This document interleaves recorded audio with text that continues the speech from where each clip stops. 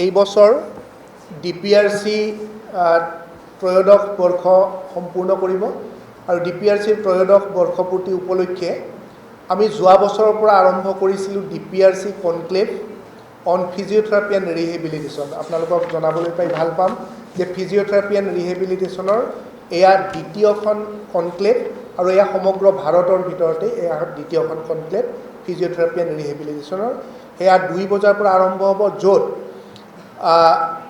Doctor প্ৰভাত ৰঞ্জন এইমছৰ senior physiotherapist আৰু এগৰাকী অতি দক্ষ ফিজিঅ'থেৰাপিষ্ট ইণ্ডিয়া ক্ৰিকেট টিমৰ ফিজিঅ'থেৰাপিষ্ট আছিলে ডক্টৰ আলী হুছেইন ইৰাণী।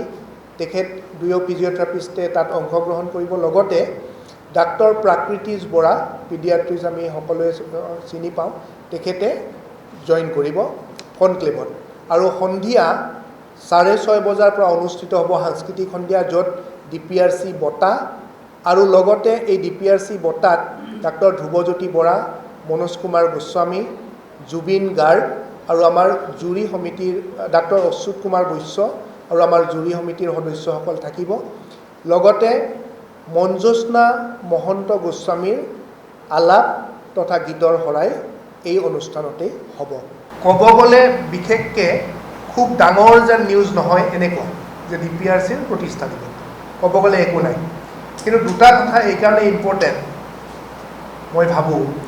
এটা হৈছে মোৰ দুৰ্ঘটনা আৰু দুৰ্ঘটনাৰ পিছৰ যিটো জীৱন, সেই জীৱনটোৰ কৰ্মপন্থা। এই 5 তাৰিখে অৰ্থাৎ পৰহি মোৰ 15 বছৰ হ'ব, 1.5 দশক মোৰ দুৰ্ঘটনাৰ সৈতে, ৰাজহাড়ৰ আঘাতৰ সৈতে মোৰ 1.5 দশক। আৰু আমি যেতিয়া আৰম্ভ কৰিছিলোঁ তেতিয়া ডিপিআৰচি মোৰ দুৰ্ঘটনাৰ 2 বছৰৰ পিছত 2012 চনৰ 8 জুলাই, অৰ্থাৎ এইবাৰ 8 জুলাইত 13 বছৰ সম্পূৰ্ণ কৰিব। আৰু সেইকাৰণে আমি 8 জুলাইৰ দিনটোৰ পিছৰ শনিবাৰটোত সদায় পালন কৰোঁ, সেয়া হৈছে 12 জুলাই। ডিপিআৰচিয়ে আচলতে প্ৰতিষ্ঠা দিৱস ইমান ধুমধামেৰে আড়ম্বৰপূৰ্ণভাৱে পতাৰ আয়োজন কৰাৰ দুটা বিশেষ কাৰণ আছে।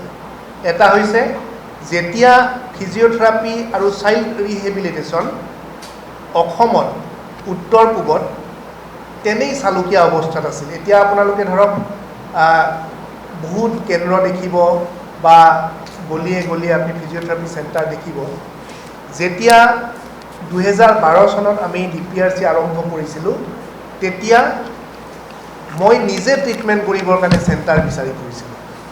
মোৰ নিজৰ চেণ্টাৰ খোলাৰ আগতে নিজে ট্ৰিটমেণ্ট কৰিবলৈ চেণ্টাৰ নাছিলে। অৰ্থাৎ চাইল্ড ৰিহেবিলিটেশ্যনৰ ক্ষেত্ৰত আপোনালোকে নিশ্চয় জানে যে 4টা বিশেষ কাৰকৰ দৰকাৰ হয় treatment: physiotherapy, occupational therapy, speech therapy আৰু স্পেচিয়েল এডুকেশ্যন।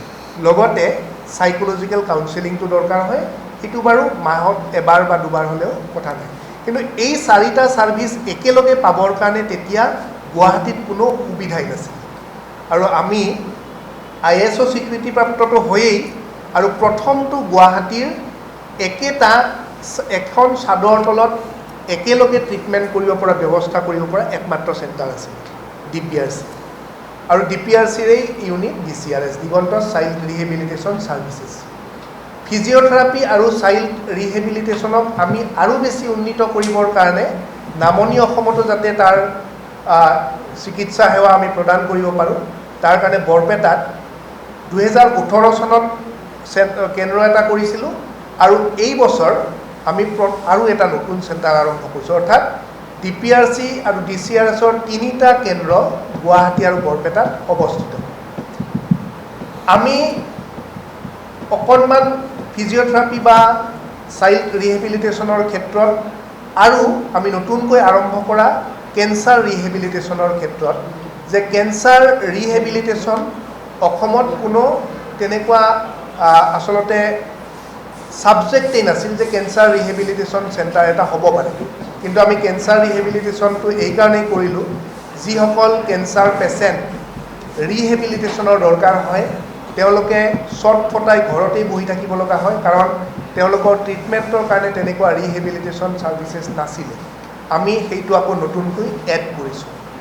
অৰ্থাৎ ফিজিঅ'থেৰাপি, চাইল্ড ৰিহেবিলিটেশ্যন, কেঞ্চাৰ ৰিহেবিলিটেশ্যনৰ ক্ষেত্ৰত আমাৰ কেন্দ্ৰটোৱে এইকাৰণে নিৰলসভাৱে কাম কৰি আছে। আৰু আপোনালোকে শুনি ভাল পাব, বছৰত 48টাকৈ পেচেণ্ট আমি ফ্ৰী চাম, বিনামূলীয়াকৈ। সেয়া বিভিন্ন ক্ষেত্ৰত আপুনি চৰকাৰৰ বাহিৰে কোনো সংগঠনে এতিয়ালৈকে, কোনো সংস্থাই এতিয়ালৈকে সেই কামটো কৰা নাছিল। আমি বৰপেটা আৰু গুৱাহাটীত সৰ্বমুঠ 48টাকৈ পেচেণ্ট বছৰটোত সম্পূৰ্ণ বিনামূলীয়াকৈ চাওঁ। অকল বছৰটোত বুলি ক'লে ভুল হ'ব, আমি 6 বছৰলৈকে, 6 বছৰ এজন এগৰাকী শিশুক ট্ৰিটমেণ্ট কৰি তেওঁৰ একেবাৰে চালুকীয়া অৱস্থাৰ পৰা নৰ্মেল স্কুললৈকে যোৱালৈকে আমি ব্যৱস্থা কৰিছিলোঁ সম্পূৰ্ণ বিনামূলীয়াভাৱে।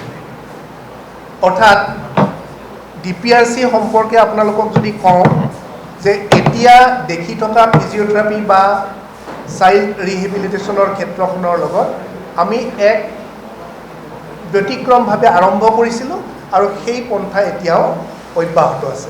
ৰাজ্যৰ অন্যতম অগ্ৰণী ফিজিঅ'থেৰাপি প্ৰতিষ্ঠান DPRCৰ ত্ৰয়োদশ বৰ্ষ পূৰ্তি উপলক্ষে এইবাৰ DPRC বঁটা আৰু DPRC প্ৰতিষ্ঠা দিৱস প্ৰদান কৰা হ'ব। অহা 12 জুলাইত গুৱাহাটী চিকিৎসা মহাবিদ্যালয় প্ৰেক্ষাগৃহত সন্ধিয়া অনুষ্ঠান হ'ব। এই বছৰ DPRC আমি সাধাৰণতে 3টা ক্ষেত্ৰত বঁটা প্ৰদান কৰা হয়।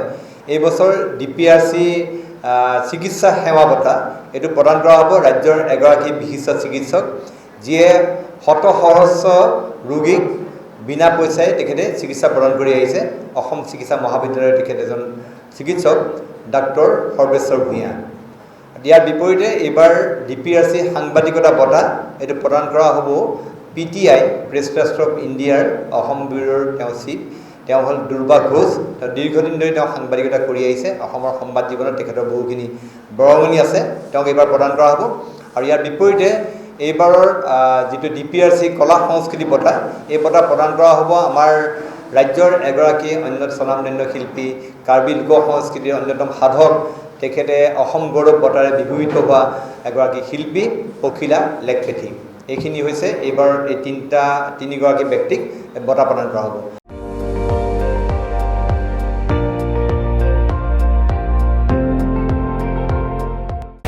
আপুনি চাই আছে ND24, সৰ্বশ্ৰেষ্ঠ নহয় সৰ্বোত্তমৰ দৌৰ।